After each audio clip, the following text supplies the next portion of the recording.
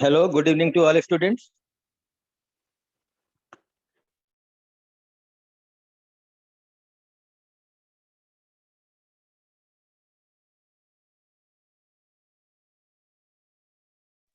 बस 2-3 मिनट का टाइम दीजिए।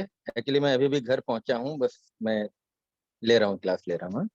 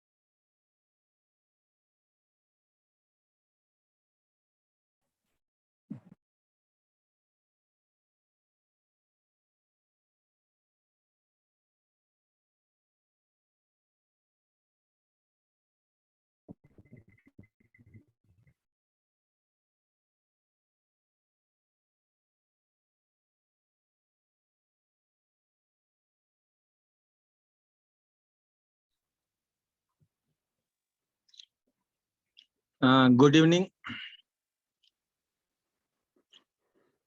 तो हम लोग डायूरेटिक्स की बात कर रहे हैं और डायूरेटिक्स का मतलब सबको पता चल ही गया है। डायूरेटिक्स का मतलब होता है कि यूरिन में सोडियम और वाटर ज्यादा बनने लगे, ज्यादा निकलने लगे। हम लोगों ने लूप डायूरेटिक्स की बात करी है। एक बार सभी बच्चों को लूप डायूरेटिक्स के 3 नाम आपको याद करने हैं, तो सब लोग जल्दी से तीनों नाम लिखें। नहीं याद है तो देख के लिख लो आप लोग, पर एक बार लिख लो। Very good. Furosemide, bumetanide, very good. मंथसा, शिफा कौशर, रिया। बूंद बूंद से घड़ा भरता है। तो आप लोग बस थोड़ा थोड़ा याद करोगे, प्रैक्टिस करोगे तो सबको याद होने लगेंगी चीजें, है ना। फुरोसेमाइड हमने पहले याद करा दिया था। आज आप लोग बाकी दोनों याद कर लो, टोरासेमाइड एंड ब्यूमेटेनाइड। याद करने का एक तरीका ये भी है कि आपको बोलना होता है, मैंने आपको बताया है ना। आप खाली टाइम में छत पे जब आप टहलने जाते हैं, है ना, रूम में होते हैं, तो आपको बोलना है, जोर जोर मुंह से बोलना है आपको। कोई सुने आपकी बात या ना सुने, आपको तब भी बोलना है ना। Furosemide, bumetanide and torasemide. और बहुत बढ़िया रहता है कि आप अगर साथ में लिखते भी रहो, तो बोलना है और लिखना है, तभी आपको चीजें याद हो जाएंगी, है ना, और आप लोग इन चीजों को, कॉन्सेप्ट को समझ पाओगे। ठीक है। तो लिखाने की प्रैक्टिस तो मैं चैट में भी इसीलिए कर देता हूँ। Very good. तो चलो मैं स्क्रीन शेयर करता हूँ आपके साथ और थोड़ा सा मैं आगे बातों को बढ़ाता हूँ।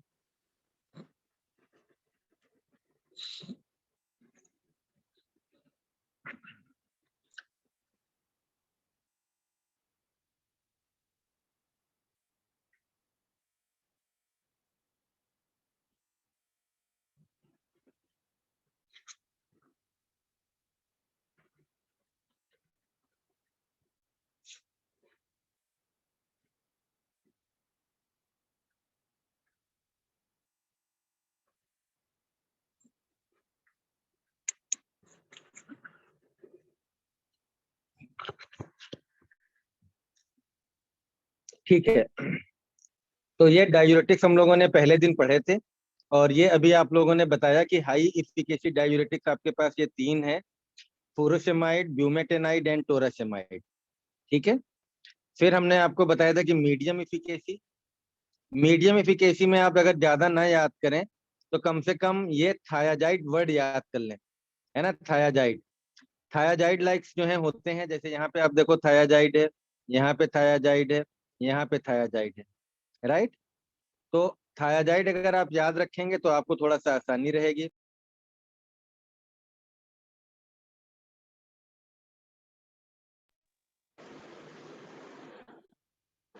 हाइड्रोफ्यूमेथ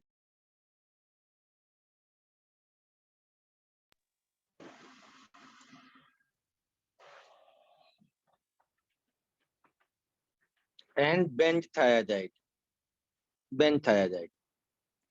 ठीक है, तो थायाजाइड से आप लोग याद रखो। फिर आती है बात वीक डायूरेटिक्स की, वीक डायूरेटिक्स की, राइट। तो वीक डायूरेटिक्स में आप देखो, ये पोटेशियम स्पेयरिंग डायूरेटिक्स आपको याद करने हैं। और यहाँ पे दो तरीके से हमारा काम होता है, एक एल्डोस्टेरोन एंटागोनिस्ट, दूसरा renal epithelium sodium channel inhibitors.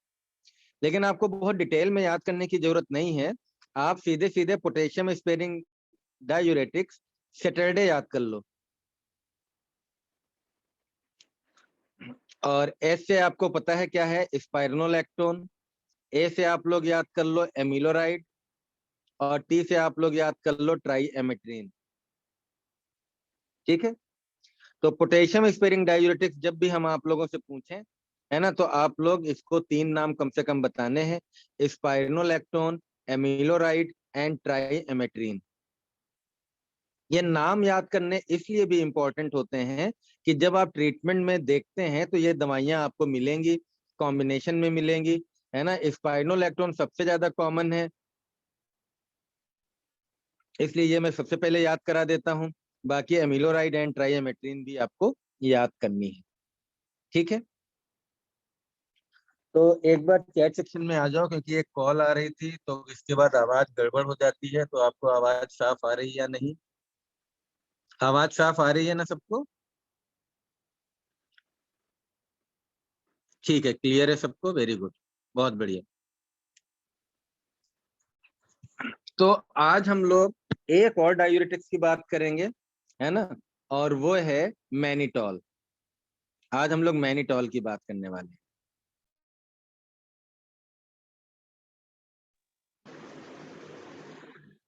ठीक है, तो मैनिटॉल की बात करने वाले हैं।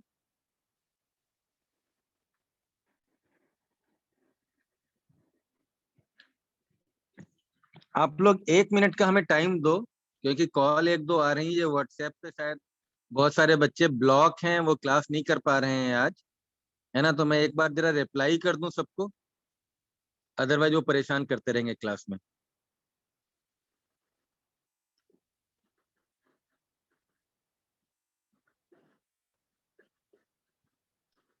बहुत सारे बच्चों को मैंने ब्लॉक कर दिया है।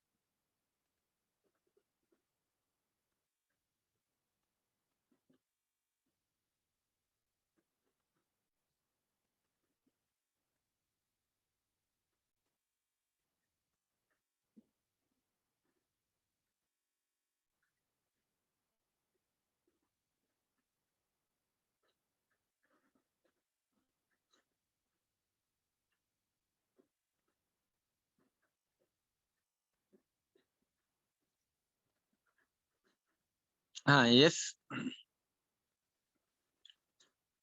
हाँ, एक्चुअली बहुत सारे बच्चे जिनके कुछ कुछ प्रॉब्लम था, तो ठीक है, मैंने रिप्लाई कर दिया है और हम लोग आगे बात करते हैं।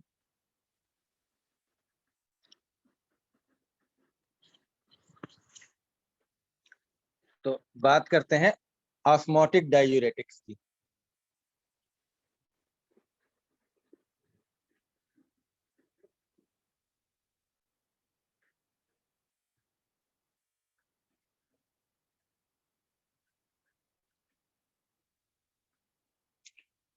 और इसमें मेनली हम लोग जो है एक ड्रग पढ़ेंगे मैनिटॉल के बारे में, क्योंकि सबसे ज्यादा ये पॉपुलर है, मैनिटॉल।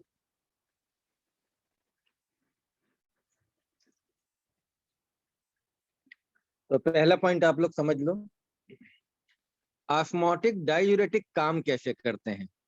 ठीक है, तो अगर मान लो हम ऑस्मोटिक डाययूरेटिक्स को, है ना, इंट्रावेनस अगर दे देते हैं और अगर ये ब्लड में आ जाए, ये आसपास सेल है, ठीक है, और यहाँ पे इंटरस्टिशियल फ्लूइड है,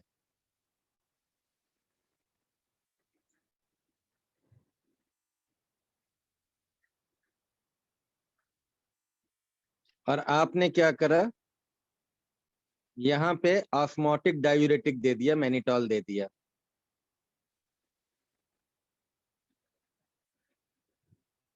ठीक है, ये आपकी ब्लड वेसल है,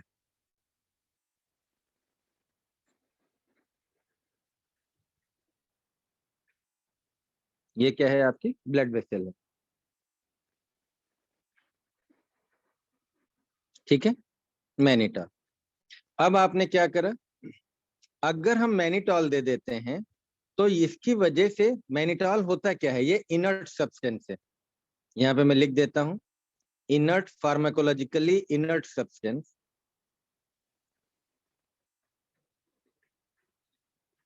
इसको समझना बड़ा मजेदार है।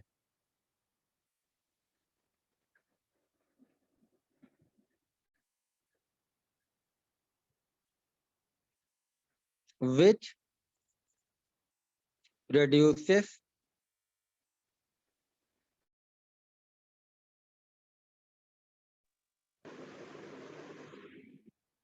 which reduces diuretic effect due to osmotic action, due to osmotic action। एक मिनट आप लोग रुको।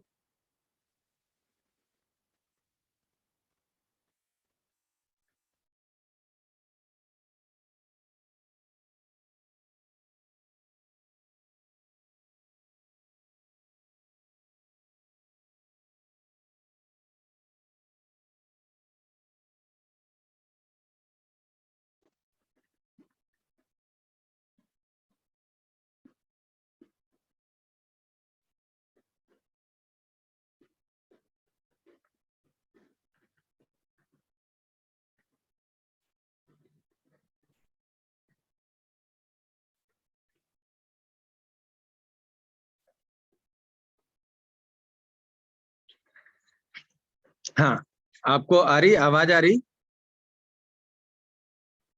आवाज, आ रही है आप लोगों को?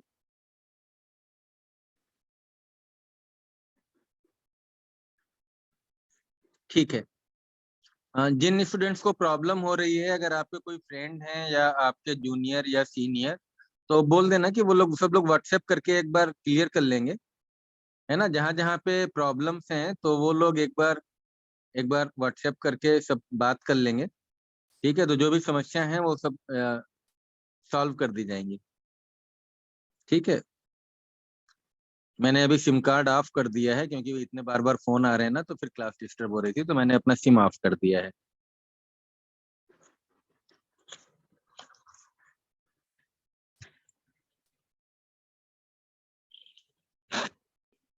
हाँ, अब आप देखो, मैनिटॉल क्या होता है, फार्माकोलॉजिकली इनर्ट सब्सटेंस है।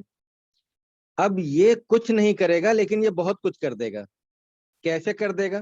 क्योंकि अगर ब्लड वेसल के अंदर मैनिटॉल पड़ा हुआ है तो ये क्या हो जाएगा, हाइपरटोनिक सॉल्यूशन। इसकी वजह से, है ना, हाइपरटोनिक हो जाएगा। और इंटरस्टिशियल फ्लूइड क्या हो जाएगा, हाइपोटोनिक हो जाएगा। तो मैनिटॉल की वजह से क्या हो गया, ये ब्लड वेसल के अंदर जो ब्लड है वो हाइपरटोनिक हो गया। अब हमने आप लोगों को बताई थी एक बात कि दोनों तरफ कंसंट्रेशन बराबर होना चाहिए। तो अब ये आसपास से वाटर को खींच लेगा। तो ये जो हमारा वाटर है,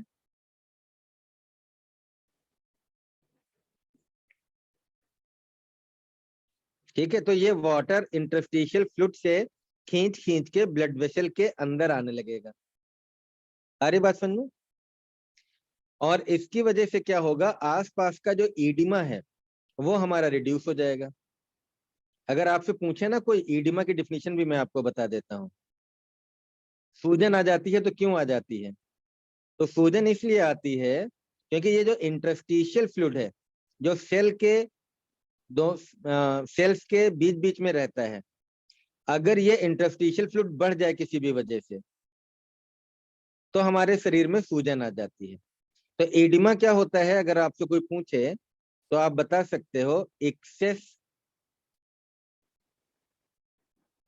collection of interstitial fluid.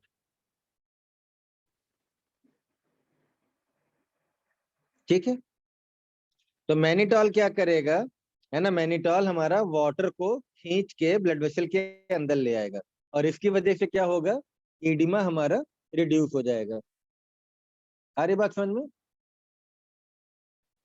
Same चीज, एक चीज और देख लो आप लोग। अब ये हमारा जो नेफ्रॉन है,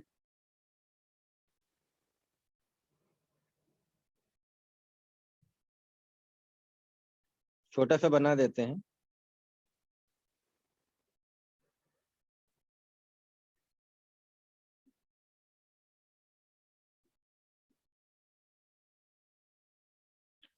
अब यहाँ भी आपका मैनिटॉल है, क्योंकि ब्लड से जो है ये फिल्ट्रेट होके फिर बाद में कहाँ पे आ जाएगा, नेफ्रॉन में आ जाएगा। तो यहाँ भी आपका क्या है, मैनिटॉल है, फिल्टर होके यहाँ पे आ गया।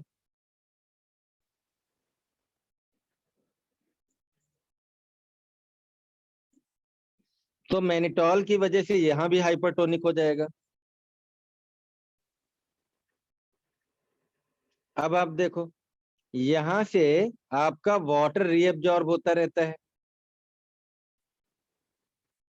लेकिन अगर हमारा ट्यूबुलर फ्लूइड हाइपरटोनिक हो जाएगा तो यहाँ पे नेट रिजल्ट क्या होगा, मैनिटॉल की वजह से, कि वाटर रीअब्जॉर्प्शन कम हो जाएगा, क्योंकि अंदर हमें डाइल्यूट रखना है। तो ऑस्मोटिक एक्शन की वजह से क्या होगा, तो मैनिटॉल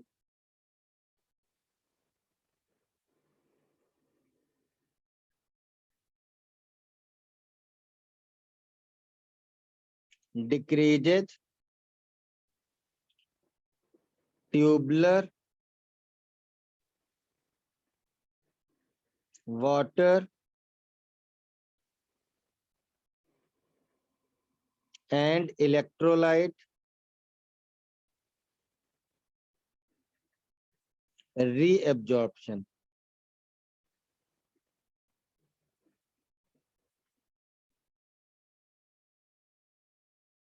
ठीक है, ये बात समझ में आ गई तुम लोगों को?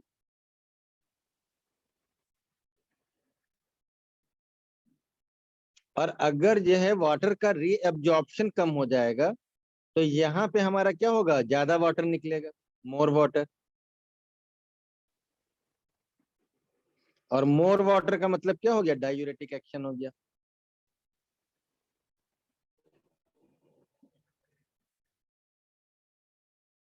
ठीक है, तो ये भी आपको समझ में आ गया होगा। अब हम लोग मैनिटॉल को यूज कहाँ पे करते हैं, मैनिटॉल को यूज कहाँ पे करते हैं? ठीक है।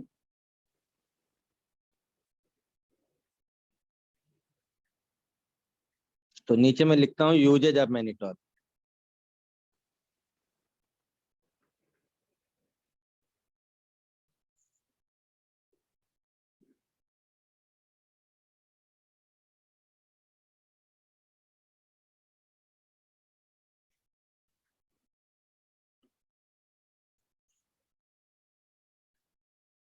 तो सबसे पहले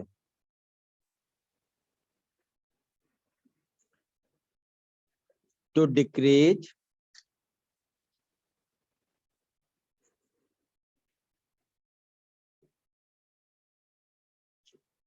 ICT,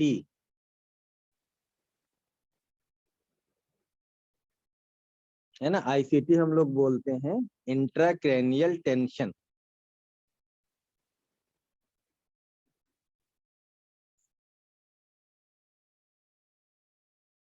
in head injury patient.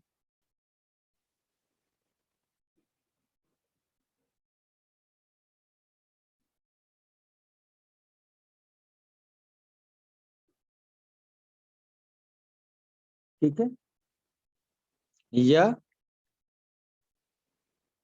To decrease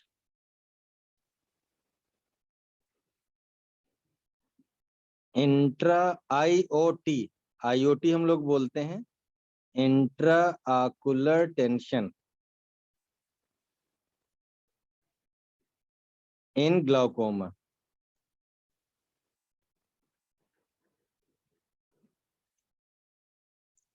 अगर हेड इंजरी पेशेंट है और आपका इंट्राक्रैनियल टेंशन बढ़ गया, या ग्लाउकोमा के पेशेंट में इंट्रा आकुलर टेंशन बढ़ गया, ठीक है, तो ये आप दे दो। ये अगर मैनिटॉल देते हो तो ये क्या करेगा मैनिटॉल, ये वाटर को विड्रॉ कर लेगा, खींच लेगा। ठीक है, तो मैनिटॉल क्या करता है, encourages movement of water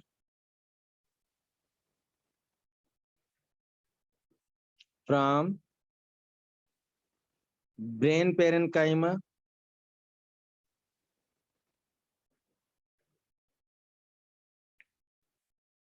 and aqueous humour.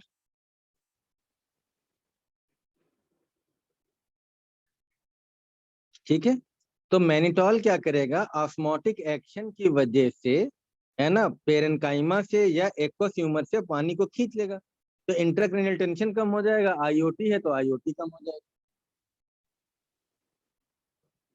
ठीक है, तो ये बात हमने आप लोगों को समझ में आ गई है।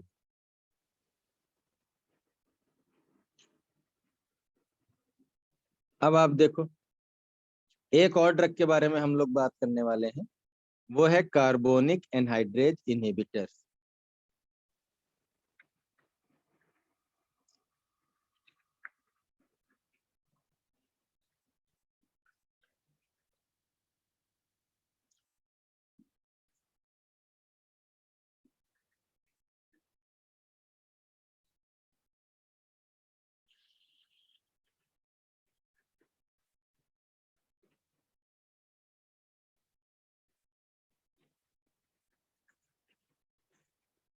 कार्बोनिक एनहाइड्रेज इनहिबिटर्स, ठीक है, और इसका एक एग्जांपल हम लोग देख लें, एसीटाजोलामाइड।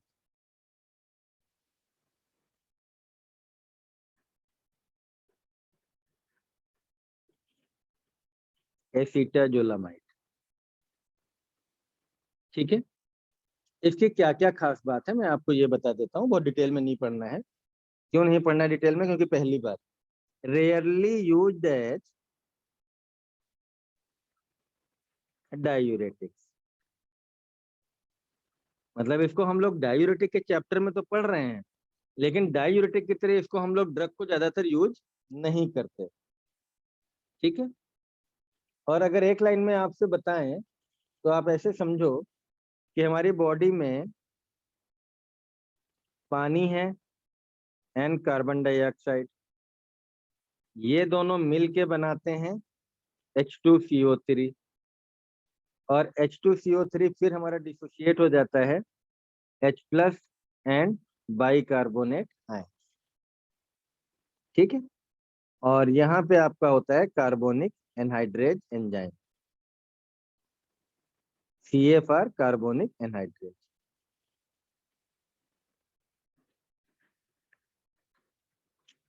अगर हम इस कार्बोनिक एनहाइड्रेज एंजाइम को इनहिबिट कर दें, ठीक है, तो अगर हम इस एंजाइम को इनहिबिट कर दें तो क्या होगा?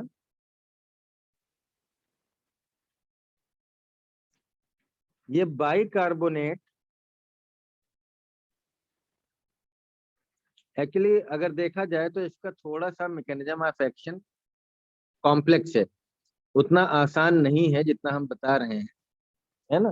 तो चाहो तो इसको आप लोग डायरेक्टली रट भी सकते हो, क्योंकि कार्बोनिक एनहाइड्रेज एंजाइम कई तरीके का है ना। अल्टीमेटली कार्बोनिक एनहाइड्रेज एंजाइम को अगर हम लोग इनहिबिट करते हैं, ठीक है, तो ये बाइकार्बोनेट हमारा यूरिन में निकलना शुरू हो जाएगा। अच्छा, कार्बोनिक एनहाइड्रेट दोनों तरफ काम करता है ना, ऊपर भी और नीचे भी, क्योंकि टू वे रिएक्शन है। ठीक है, तो ज्यादा आपको ये पढ़ना नहीं है इसके बारे में, बस नीचे में एक लाइन जो लिख रहा हूँ वो आप लोग देख लो। It causes increase excretion of bicarbonate with sodium, potassium and water. So urine become alkaline containing sodium bicarbonate, potassium bicarbonate and water। Actually ये यूरिन में बाइकार्बोनेट भी निकालता है, सोडियम भी निकालता है, पोटेशियम भी निकालता है। तो सोडियम बाइकार्बोनेट आपस में बन जाते हैं और पोटेशियम बाइकार्बोनेट बन जाते हैं, और इन सब की वजह से आपकी यूरिन कैसी हो जाती है? एल्केलाइन हो जाती है। ठीक है, तो इसीलिए हम लोग एसिटाजोलामाइड को एक तो यूरिन एल्केलाइजेशन में यूज कर लेते हैं, दूसरा कार्बोनिक एनहाइड्रेट को इनहिबिट करेंगे तो अल्टीमेटली बाइकार्बोनेट का प्रोडक्शन भी कम हो जाता है। तो अगर बाइकार्बोनेट, क्योंकि हमारा एक्वस ह्यूमर में होता है, तो इसकी वजह से क्या होगा? एक्वस ह्यूमर का प्रोडक्शन कम हो जाएगा। तो थोड़ा सा ये सब चीजें रट लो, मैं लिख दे रहा हूं तो आपको ज्यादा समझ में आएगा। यूजेज,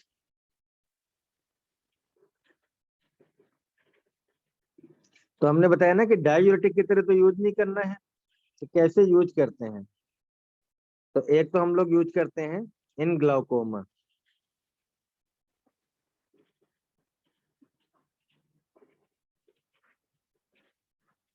ग्लाउकोमा में हम लोग यूज कर सकते हैं, और ये क्या करता है? Reduce IoT, intraocular tension, by decreasing aqueous production. क्योंकि बाइकार्बोनेट नहीं बन पाएगा तो एक्वस प्रोडक्शन आपका क्या हो जाएगा? कम हो जाएगा। ठीक है, दूसरा यूज क्या है इसका?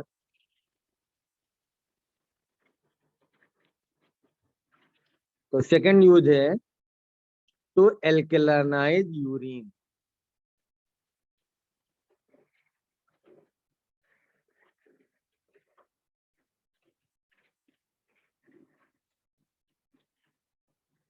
ठीक है, तो अगर हमें यूरिनरी ट्रैक्ट इन्फेक्शन है तो कई बार हम लोग उसमें यूज कर सकते हैं, है ना, फॉर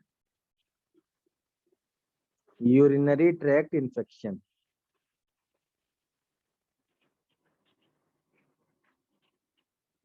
अगर इन्फेक्शन हो गया है तो यूरिन को एल्कलाइन कर देते हैं, तो उसमें बैक्टीरिया हमारे ग्रो नहीं कर पाते। ठीक है, तो बहुत सारे बैक्टीरिया हैं जो एसिडिक यूरिन में ग्रो करते हैं, बहुत सारे हैं जो एल्कलाइन यूरिन में करते हैं। तो अगर आपने यूरिन को एल्कलाइज कर दिया, तो अगर एसिडिक में ग्रो करने वाले बैक्टीरिया हैं तो वो सारे क्या हो जाएंगे, किल हो जाएंगे। इसके अलावा अदर यूजेज,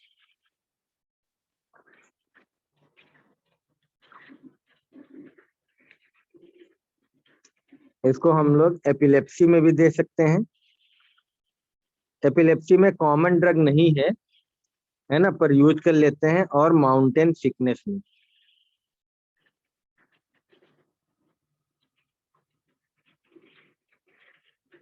जहाँ पे हम लोग एकदम से अगर माउंटेन पे चढ़ते हैं या एकदम से उतरते हैं, है ना, तो वहां पे तो ये बहुत ज्यादा पॉपुलर यूज नहीं है ना। और इवन एसिटाजोलामाइड यूरिन एल्कलाइनेजेशन में भी बहुत कॉमन यूज नहीं करते हैं, और इवन ग्लाउकोमा में भी कॉमन भी यूज नहीं करते, क्योंकि हमारे पास बेटर ऑप्शंस हैं, अच्छी अच्छी दवाइयां हैं। तो ये सिर्फ पढ़ाने के लिए मैंने आपको बता दिया है कि आप एसिटाजोलामाइड और कार्बोनिक एनहाइड्रेज इनहिबिटर नाम आप याद रखो, जिससे कि कभी भी अगर कहीं भी आपको पढ़ाया जाए तो कम से कम पता हो। ठीक है, तो अब एक बार चैट सेक्शन में आ जाओ।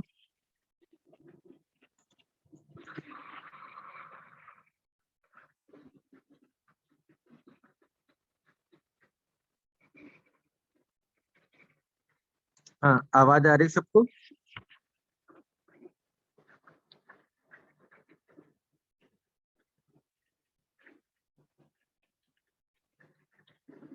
ठीक है, तो आज के लेक्चर में मेनली हमने क्या बताया आपको। एक तो मैनिटॉल, मैनिटॉल बहुत ज्यादा यूज करते हैं। और अगर आपसे पूछा जाए कि मैनिटॉल किस टाइप का डायूरेटिक है, तो एक वर्ड आपको याद करना है जो मैंने पढ़ाया आपको, ऑस्मोटिक डायूरेटिक। Osmotic diuretic.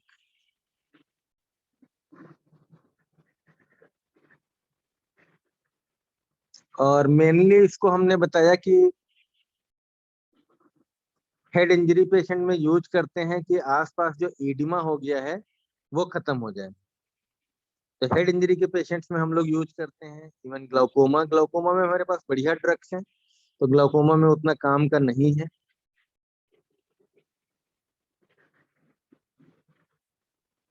याद करने को हमने बता दिया, आप आईसीटी और आईओपी दोनों याद रखो, दोनों मिलते जुलते हैं।